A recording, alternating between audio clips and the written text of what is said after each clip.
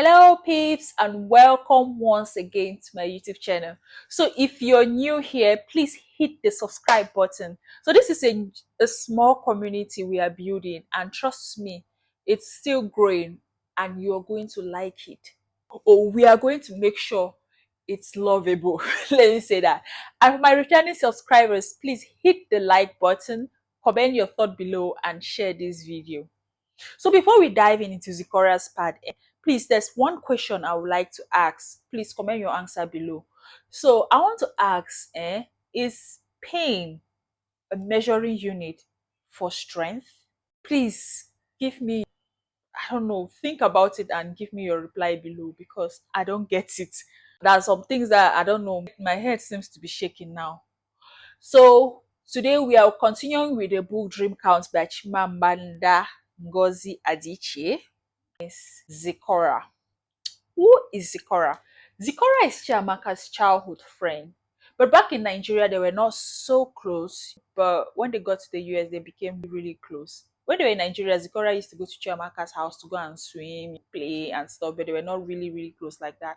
Probably because they're not in the same schools. But when they got to the US and bumped into each other, their friendship started and they were best of friends. Zikoraaa has always been Chiamaka's cheerleader, and she's a big lawyer in the US, making it very big in her firm on her way to partnership. But as every little girl, Zikoraaa had the dream of, oh, by 30, I should be married to a Catholic, my parents walking me down the aisle. By 40, I'll be done having my kids, all those dreams. I mean, her dreams were realistic though. Unlike the ones you'd be like, by 20, I should be done from school, married, and but her dreams were realistic. But one thing we dream is meeting the right people, to accomplish that dream. And I think that was the problem with Zikoraaa. She didn't define her relationships from the onset. I don't know if she was desperate or she felt like, oh, she was a very beautiful girl. But the book didn't really describe her as really beautiful as Chiamaka was, but she was beautiful. And then she always wanted this perfect relationship. Well, unfortunately, she used to meet guys who were, I don't know, they used to have, imagine having a boyfriend that knows that you're allergic to something and he buys that thing to you as a gift. You now start thinking, you start second guessing yourself. And she took it. Start second guessing yourself, like, but when did I tell this guy that I like this thing? Whereas maybe it's probably because the guy bought it for his other relationship. He went, the babe blasted him and he brought it for her. But all what she ever wanted was a ring. She will go to her boyfriend's house, he will eat and keep things anyhow. She will prepare everything, she cooks. Like, what, she's in the US, yeah, she goes to work, but she's always trying to prove herself, trying to prove a point. I'm marriageable, or if I am your wife, trust me, my career is not going to stop me from being a good wife at home and even a mother. So she tried to prove that, but unfortunately, these guys were not getting it. She dated a guy till she was 39 before she finally got to her senses and left the relationship. Even when she left the relationship, she kept on blaming herself for this guy's wickedness, or for this, or will I say, for the guy's irresponsibility. That situation, yeah, where you just tend to apologize when you're not wrong, or you just feel like maybe something is wrong with me.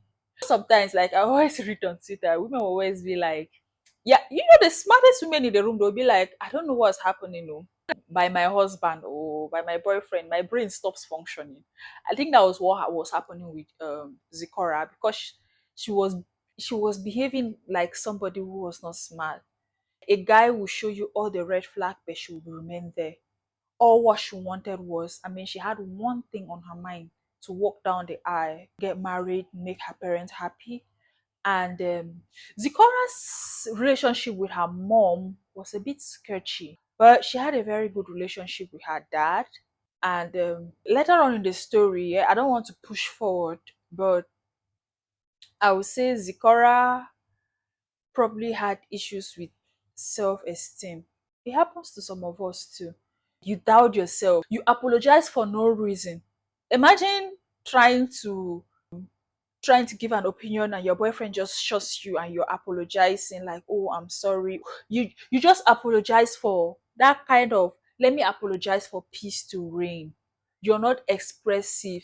You feel like being expressive is going to make you feel like you're pompous or so.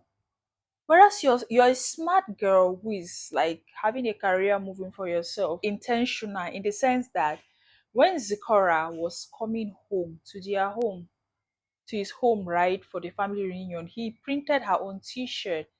He made her to feel like she belonged. His mother was welcoming. His dad, like they were into her life. Even she felt sane. Like imagine the mother asking, oh, how is your father's oil business in Nigeria? How is it going? All those kind of showing that Kwame had told his family about this babe.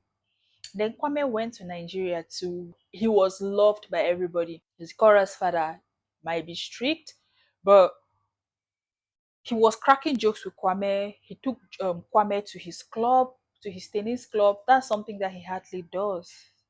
And Kwame too started asking about, oh, what are the traditional rites, the things that you have to bring before you get married to your daughter. Like making inquiries, like, I'm going to take this to the next level.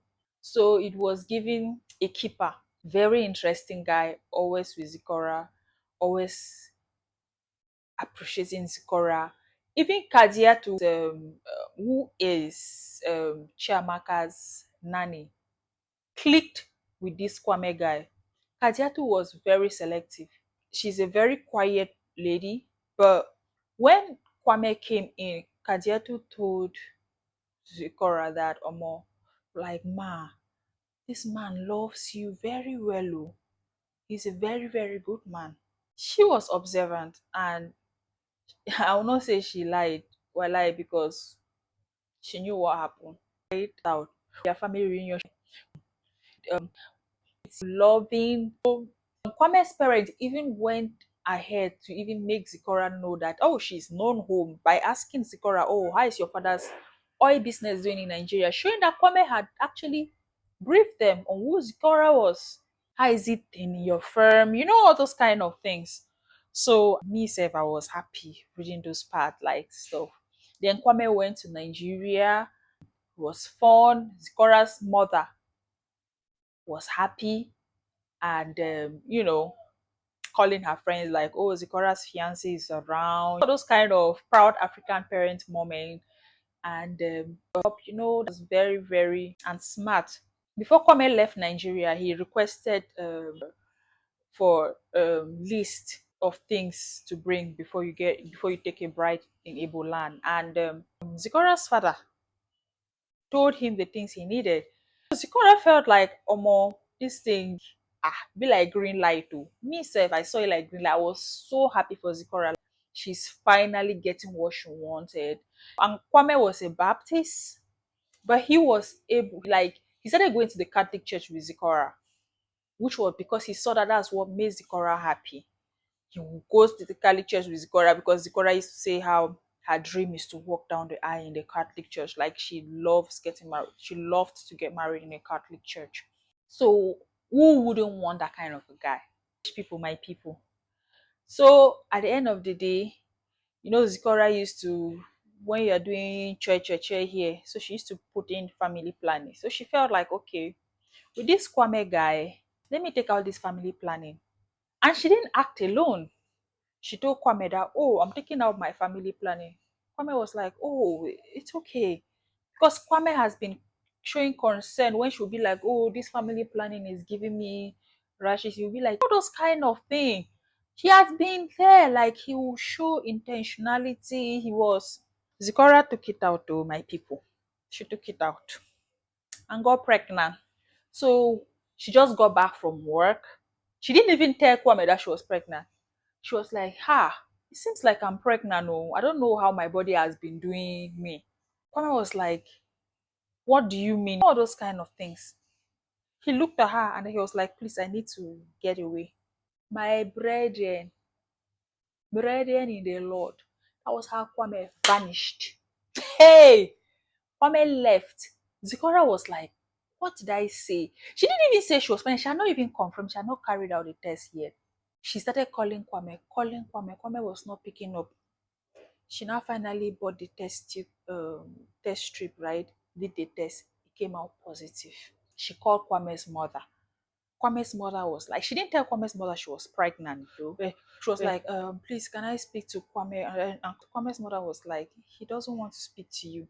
He says you're not understanding or you don't communicate, something like that. And then she now started wondering that, we've never fought, we've never really had a fight in this relationship. We've never really, what's happening? That was how this guy disappeared. Every single day she was calling this guy and receiving, calling. You'll be falling in the voicemail.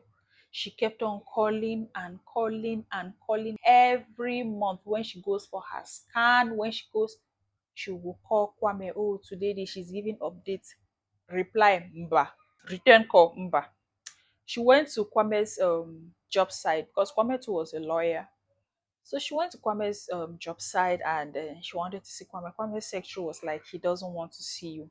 And then she now asked the babe that, God, see, when, I don't know what happened to us when we were in love.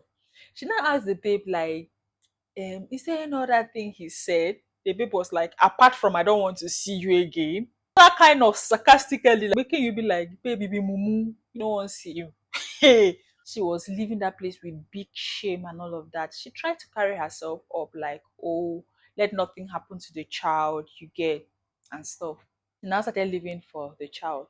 But once in a while, she will break down. She started going to work early, trying to put in so much time at work. And then you have the colleagues that maybe they are fighting partner with you.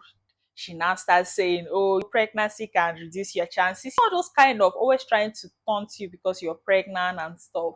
She now starts crying and like, oh, you know how we are Africans, we are getting pregnant out of wedlock. How you start explaining it. She told her mom. And then she told her mom what happened. She felt like her mom didn't believe her that that was all what happened between her and Kwame though. Her mom just asked her, like, when will you be due? And her mom came to the US. That was, I mean, perks of having a mother. Yes, so perks of having a mother. And the mom was supportive from the beginning. Like, she was not talking, yeah, but her actions showed that she supported her daughter and she was caring. So, sorry guys. Her actions show that she was supporting her mother. Her mother was supporting her. She got up when she died, got into labor. Hey, at one point, sorry, before I get into that point, when Zikoraaa was actually complaining, everything is sticking with this Kwame guy. She does not know why the guy is not putting the ring on. And she was having lunch with Omelego and Chiamaka. So Melego was like, why don't you buy the ring? And sometimes some guys are shy and stuff like that. No, Melego na. Melego they ever behave like she gets koi. So that was it. And guys, I don't know. Do you think Omelego was right? She should buy a ring and propose. As a lady, can you do that? Can you propose to a guy? Please answer, because I don't know. So, she was just angry. You know how the pregnancy, early signs of pregnancy, vomiting, she was always sad and stuff. The guy was not. And guess what? With all of these things, this babe kept on updating this guy every step of the way of her pregnancy. She was updating this guy, updating this guy, updating this guy until she went into labor. She still updated this guy. She went to labor with her mother. Her mother was around. Her mother took her to the hospital. They were at the hospital. Her mother sat there, you know. From the beginning, I was so pissed with her mom, like she was crying, it was so painful and stuff. And the mother will come and tell her, eh, calm down, be strong. You don't have to shout, don't show your weakness. Excuse you, somebody is in pain. She was in so much pain that she now requested for epidural.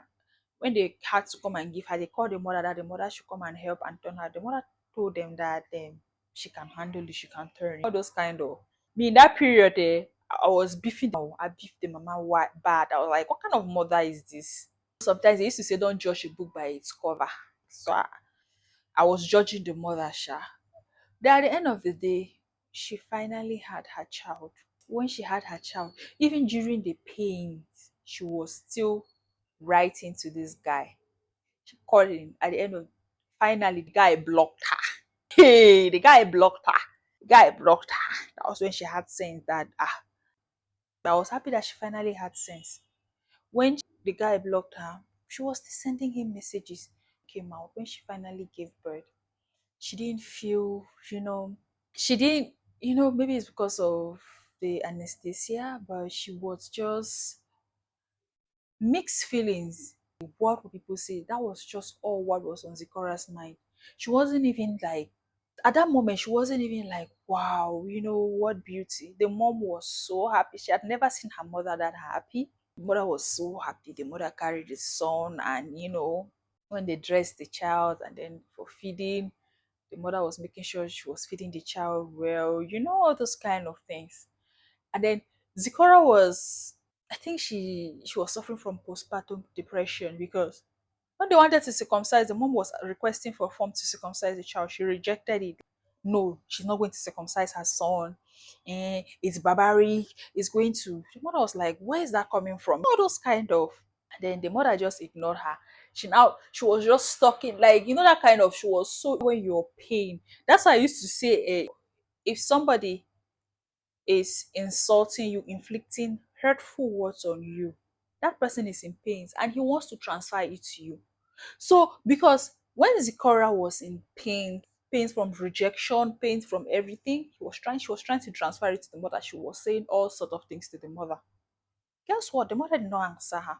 The mother was just my grandchild and all of that. So she finally called the father. The father was happy. Those he will come later. Then called Chiamaka. Chiamaka said she was going to come because Chiamaka had gone on one of her trips. But there was something wrong with Zikora because, as I earlier said, she was probably suffering from postpartum depression. And then Kaziato came with her own theory that Kwame may have been jazz. Kaziato said, Madam, there's no way. They don't do juju for Kwame. Zikora was like, what do you mean? He said, no, because that guy loves you. With the way he just went off. And I just want to ask, if you are the one in Zikora's case, tomorrow Kwame comes and wants to be in your child's life, will you accept? I don't know me what I would do, but I always say a father will always be a father. And sometimes, after reading this part, I now understood why some baby mamas are bitter. Because, guy, what Zikora went through is something to make any human being to be bitter, except you heal from it. So next week we are going to begin with Kadiatu's story. So I don't know, please, you guys should suggest below. Should we just do Kadiatu and Omelego, or we should do just Kadiatu separate and then Omelego separate? And then before we get to the end of this, I wrote a small letter for my people. It goes thus: I hope my people find their way in life. I hope we all break free from desperate need for validation from pretentious people who want what we have and envies us. I also hope that we rediscover ourselves and turn around to something that brings us joy. Let us break free from that toxic relationship because we all deserve the best. We deserve what is going to uplift us, and we are the prize. Bye. With all the